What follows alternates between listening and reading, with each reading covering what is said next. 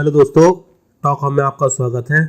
आज है 30 जुलाई और 30 जुलाई से रिलेटेड करंट अफेयर्स के जितने भी इंपॉर्टेंट क्वेश्चन बन सकते हैं वो हम इस वीडियो में डिस्कस करेंगे। आज का पहला सवाल है, छत्तीसगढ़ सरकार ने हाल ही में कोविड-19 के बढ़ते मामलों को देखते हुए प्रमुख शहरों में लॉकडाउन की अवधि को कितने तारीख तक बढ़ा दिया है? इसका सही जवाब है सी, 6 अगस्त। छत्तीसगढ़ सरकार ने कोरोना वायरस के संक्रमण को रोकने हेतु 6 अगस्त तक लॉकडाउन बढ़ाने का फैसला किया है। कलेक्टरों को जिले की परिस्थितियों के हिसाब से लॉकडाउन का फैसला करने के निर्देश दिए गए हैं। छत्तीसगढ़ के सभी 28 जिलों में कोरोना का प्रसार हो चुका है और 25 जुलाई तक यहां पर 7,623 कोविड-19 के मामले सामने आए थे। इनमें से 2,626 एक्टिव केस हैं, जबकि 4,944 मरीजों को ठीक होने के बाद डिस्चार्ज किया गया, जबकि 43 लोगों को कोरोना संक्रमण से मौत हो गई।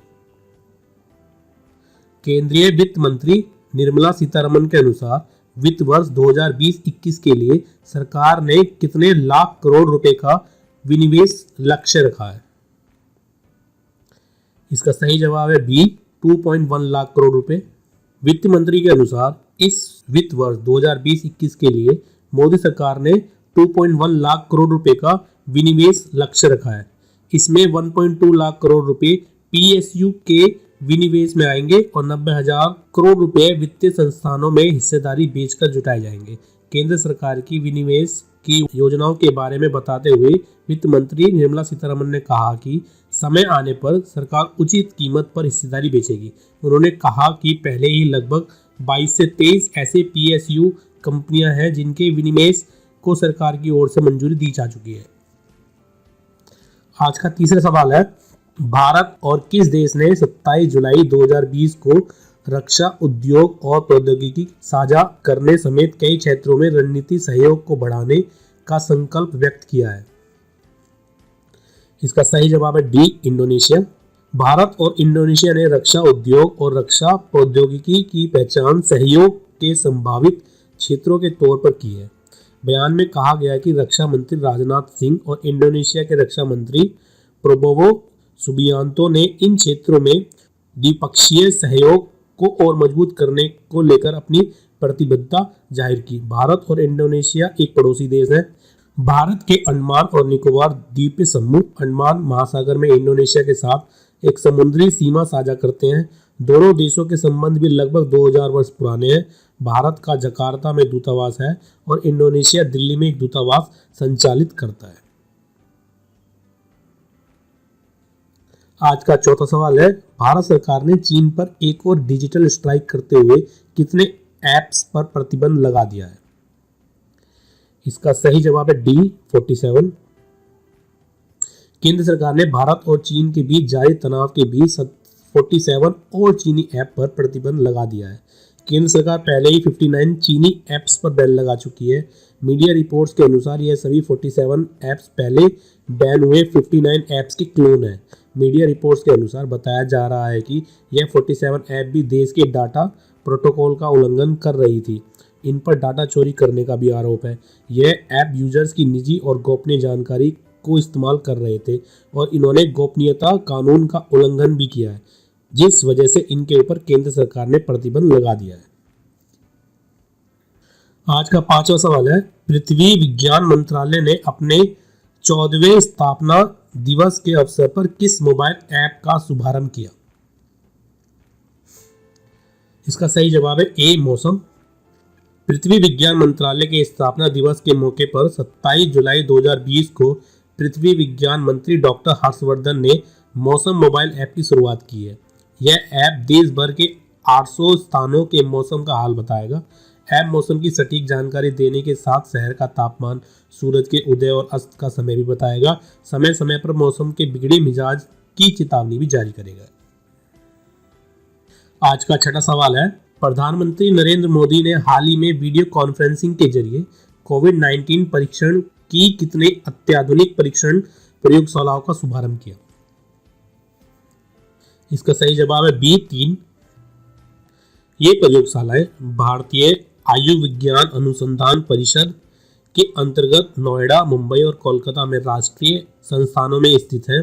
इन अत्याधुनिक प्रयोगशालाओं में से परीक्षण क्षमता में बढ़ोतरी होगी और प्रत्येक शहर में करीब 10,000 व्यक्तियों के नमूनों की जांच की जा सकेगी। परीक्षणों की संख्या अधिक होने से संक्रमण का तेजी से पता लगाने पर शीघ्र उपचार करने में मदद मिलेगी। इससे कोरोना वायरस के खिलाफ लड़ाई को मजबूती मिलेगी। आज का 7वां सवाल है, हाल ही में किस IIT के शोधकर्ता ने 1 घंटे में कोविड-19 का पता लगाने के लिए रैपिड टेस्टिंग डिवाइस विकसित की है? इसका सही जवाब है ए, IIT खड़गपुर। IIT खड़गपुर के शोधकर्ताओं ने एक नई कम लागत वाली पोर्टेबल डिवाइस विकसित की है।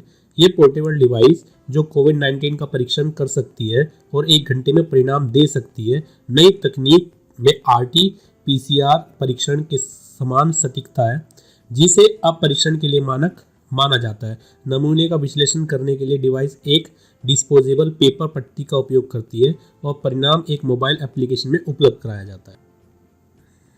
आज का 8वां सवाल है, निम्न में से किस संस्था के एक रिपोर्ट में कहा गया है कि कोरोना संकट के चलते दक्षिणी एशिया के 2.2 करोड़ बच्चे प्रारंभिक शिक्षा से वंचित हो रहे हैं?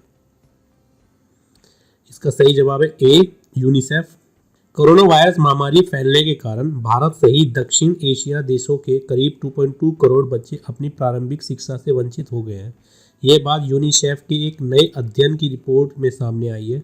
रिपोर्ट में दुनिया भर में बच्चों की देखभाल की स्थिति, शुरुआती शिक्षा और कोविड-19 के कारण महत्वपूर्ण पारिवारिक सेवाओं के बंद होने के पड़ने वाले प्रभावों का विश्लेषण किया गया है। हाल ही में यह संयुक्त राष्ट्र की एक रिपोर्ट में कहा गया था कि कोरोना महामारी इस साल करीब और 13 करोड़ लोगों को भुखमरी की ओर धकेल सकती है।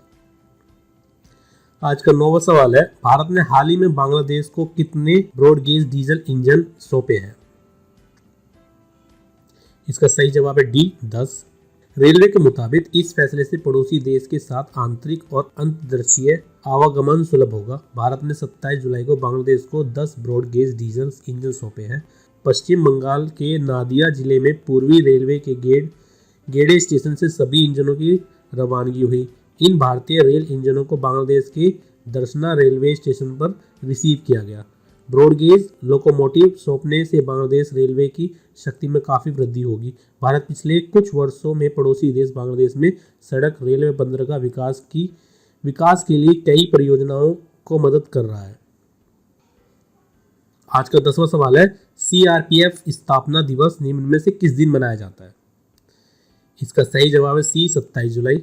CRPF को 27 जुलाई 1939 को अंग्रेजों के अधीन क्राउन प्रतिनिधि पुलिस के रूप में स्थापित किया गया था। इसे फिर साल 1949 में सरदार वल्लभ भाई पटेल के नेतृत्व में केंद्रीय रिजर्व पुलिस बल के रूप में बदल दिया गया। भारत में 27 जुलाई 2020 को 82वां CRPF स्थापना दिवस मनाया गया। आंतरिक सुरक्षा के लिए केंद्रीय रिजर्व पुलिस बल भारत संघ का एक प्रमुख केंद्रीय पुलिस बल है। यह सबसे पुराना केंद्रीय अर्धसैनिक बल में से एक है। अगर आपको ये वीडियो अच्छी लगी तो आप इसे शेयर कर सकते हैं, लाइक कर सकते हैं। आपका कोई सजेशन है या आप हमसे कोई क्वेश्चन पूछना चाहते हैं तो आप नीचे कमेंट्स कर सकते हैं। आपका इस वीडियो को देखने के लिए बहुत बहुत धन्यवाद।